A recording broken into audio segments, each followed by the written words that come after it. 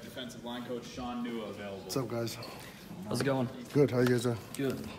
Coach, tell us how it's been your short time so far here in the UNM. It's been good. It's been really good. It's a great honor to be here. Grateful for the opportunity to be at such a prestige school and such a high level. So it's been great. Cold as well. Why did you come to Michigan? It's Michigan, man. You know, it's the if you're in this profession, if you're a player or a coach, you want to be the best. You want to be at the top. You want to compete at the highest level, and it can't get any higher than this. So everything's set up so we could get some goals accomplished and get there. Michigan can help us do that. On a somewhat inexperienced line, because of losing guys, is it good to have a Carlo Kemp?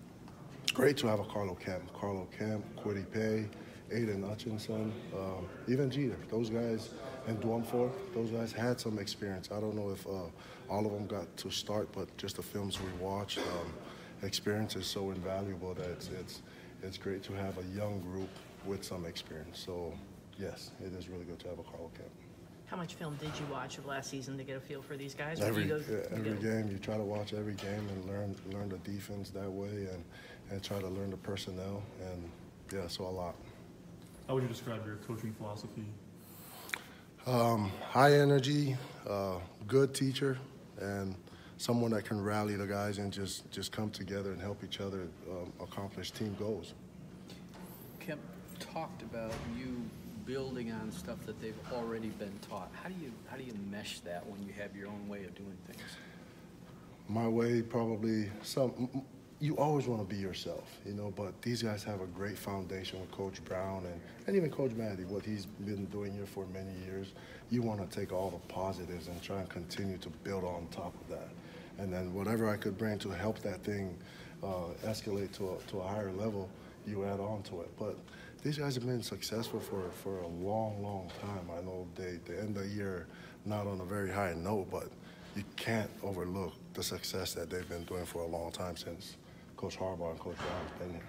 Not a guy that's had the experience on tape, but he's been here for a few years. What's it been like to work with Luigi Villain, and what have you seen from him so far? Impressive. Very, very athletic. Very, very smart. He got out there, and I thought it was going to be rusty, but he's off to a great, great start, and he's had some injury problems, and crossing my fingers because he's a good athlete.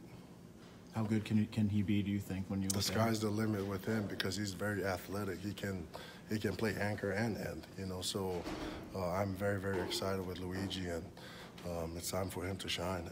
And he's ready for it. He's very, very anxious, and he's excited for it. Mike Dan is not here, but why was it important for you to bring him in? His experience, and he's very productive at his previous school, and he's a guy that fits in right with what we're doing. And he's a great young man as well. Offensive line coaches talk about having 7 or 8 guys ready to go. I could talk about Dan, right? Yeah. Yeah, because he said, yeah, sorry about that. I say offensive line coaches talk about having 7 or 8 guys ready to go. As a defensive line coach, how many guys do you want to be able to have ready that can rotate in there in a course of a game? You're only as good as your depth. You never know how the course of the game goes, but 3 deep, if that's a good answer for you. But however many Coach Harbaugh and Coach Brown said I get to travel, that's how many that should be good, and you're only as good as your depth.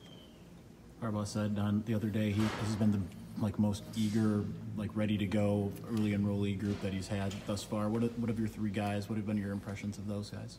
Ojabo, Smith, Mozzie, and Newberg, they're here.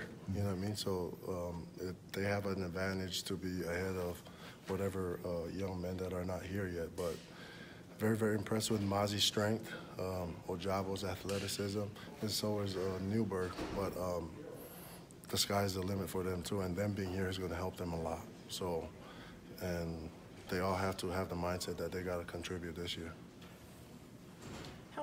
Is Don Brown pretty much hands-off? You know, you obviously know what his system is, what he wants, but does he just do what you do?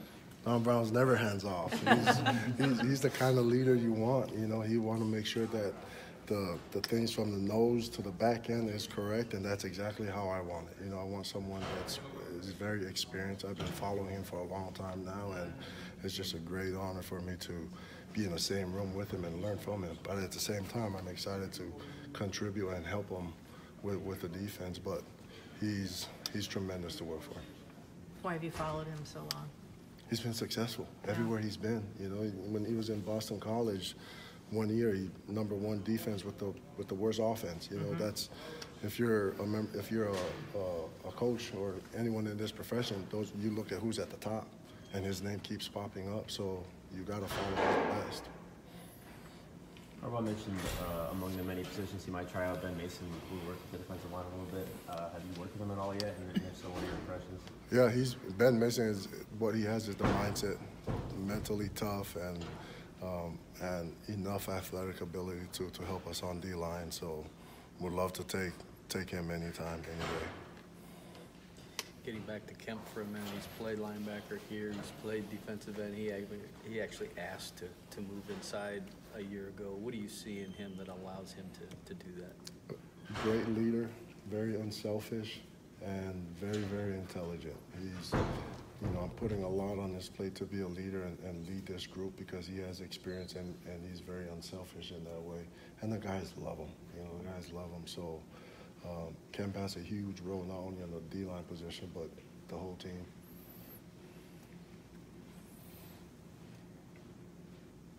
We're good.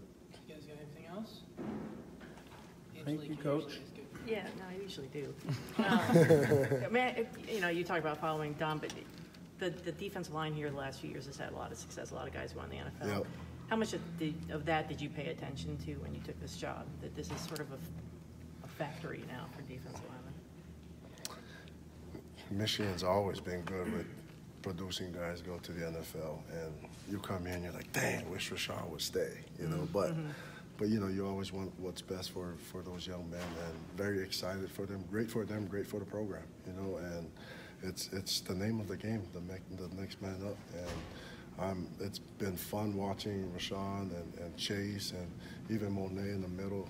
I thought they did a great job last year, so you know, I'm a fan of those guys. And, you know, the one thing Don said about Quiddy, you know, he got a lot of time last year when Rashawn was hurt and that he sort of came out of the shell. Have you seen that? Because he's sort of a quiet guy, generally. But have you seen him be a little Quiddy's competitive now. You know, on the football field, he may not talk to you guys a lot, but he pushes the guys, you know. Pad level's too high. He yells those things out, but he's a special player. I can't wait for him to do his thing. Is that it? All right, thanks, guys. Coach?